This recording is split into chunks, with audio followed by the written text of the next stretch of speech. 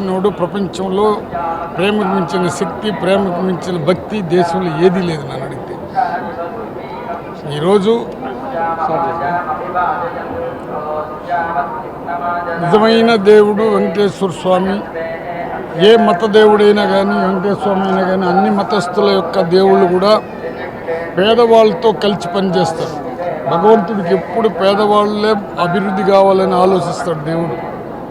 ఆ పేదవాడి అభివృద్ధికి, పేదవాడు మన్నలు పొందినటువంటి వాడే ప్రపంచంలో దేవుడు అనిపించుకుంటాడు. దేవుడు ఎప్పుడు పేదవాళ్ళతోనే కలిసిమెలిసి తిరుగుతాడు. ఎవరైనా కానీ పేదవాడికి సేవ చేస్తే దానికి మించిన ధర్మం, దానికి మించిన శక్తి ఏమీ లేదు. ఆ పేదవాళ్ళ అభివృద్ధికి కాంక్షిస్తున్నటువంటి ఆ ప్రేమపాత్రుడు విద్యకి, ఆరోగ్యానికి ఇచ్చినటువంటి సపోర్టు ఇండియాలో ఎవరు ఇవ్వాల జగన్మోహన్ రెడ్డి ఇచ్చిన సపోర్టు. దానికోసం మీకేం చెప్తున్నానంటే, పేదవాడితో కలిసి పనిచేస్తూ ఒక పేదరికాన్ని ముందుకు తీసుకోవాలా, పేదరికాన్ని తలరాత్రులు మార్చాలా, పేదవాడికి కులము మతము పార్టీ లేదనే భావంతో పనిచేస్తున్న జగన్మోహన్ రెడ్డి గారిని, జననేతని ప్రజలందరూ ఆశీర్వదించాలా, దేవుడు ఆశీర్వదించాల్సిన దేవుణ్ణి ప్రార్థిస్తూ మరి ఒక తూరి ఆయనే వస్తే పేదవాళ్ళ యొక్క భవిష్యత్తు ఇంకా పెద్దదిగా అవుతుందని నా కోరిక, దేవుని కోరిక కూడా. ఇంకేదో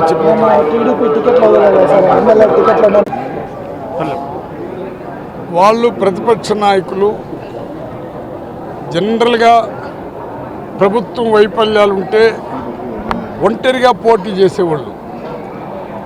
ప్రభుత్వ వైఫల్యం కానీ ఉంటే ఎవరితో పొత్తులు పెట్టుకోవాల్సిన అవసరం లేదు. ఎన్ని పొత్తులు పెట్టుకున్నా ప్రజలు మన్నన పొందినటువంటి జగన్మోహన్ రెడ్డి ఎటువంటి పరిస్థితిలో పేదవాళ్ళు ఓటు వేస్తారో ఆయన ముఖ్యమంత్రి అవుతాడనే భావన ప్రతిపక్షాల్లో కూడా ఉంది. ఆయన పథకాలే శ్రీరామ రక్ష. ఈరోజు మీరు ప్రతిపక్ష నాయకులు కలిసి ఇంతమందిని డిక్లేర్ చేసినారన్నారు.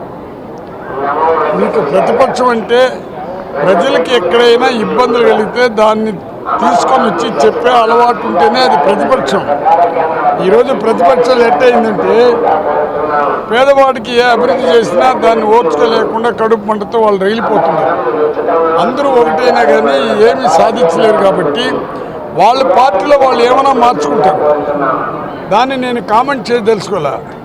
ఎందుకంటే కోటీసులకు ఇవ్వచ్చు, ఎస్సీలు కూడా కోటీసులకు ఇచ్చే మనస్తత్వం కలిగినటువంటి వాడు మన చంద్రబాబు నాయుడు. ఈరోజు ఒక ఫీల్డ్ ఆఫీసర్కి టికెట్ ఇచ్చే వైఎస్ఆర్ పార్టీ దగ్గర ఒక ఎస్సీకి ఫీల్డ్ ఆఫీసర్గా పనిచేసే ఒక చిన్న ఉద్యోగస్తుడికి కూడా టికెట్ ఇచ్చే చరిత్ర కలిగిన వాడు జగన్మోహన్ రెడ్డి గారు. మేమందరూ కూడా పార్టీ పెట్టబోతే మేమంతా ఎమ్మెల్యే అయి ఉండము. నేను అంతకుముందు కూడా ఎమ్మెల్యే అయినా. ఇప్పుడు పార్టీ పెట్టిన వాళ్ళు కూడా చాలామంది పేదవాళ్ళే వైఎస్ఆర్ పార్టీలో ఎమ్మెల్యే అయినారు. మరి ఎస్సీ, ఎస్టీ, బీసీలకి ఏమి పెద్దగా ఉండవు. కానీ ఉన్నవాడే మళ్ళీ టికెట్లు ఇచ్చుకొని ఉన్నవాడే ముందుకు పోవాలంటే అది చంద్రబాబు విజ్ఞతకు వదిలేస్తున్నాం. అంతేగాని ఆయన ఇచ్చినాడంటే అది ఆయన ఇష్టం. ఆయన ఇప్పుడు అన్ని రకాలుగా పదవి వ్యామోహం, ధన వ్యామోహంతో అల్లాడిపోతున్నాడు. దానికి అందరూ కాళ్ళు పట్టుకుంటాడు.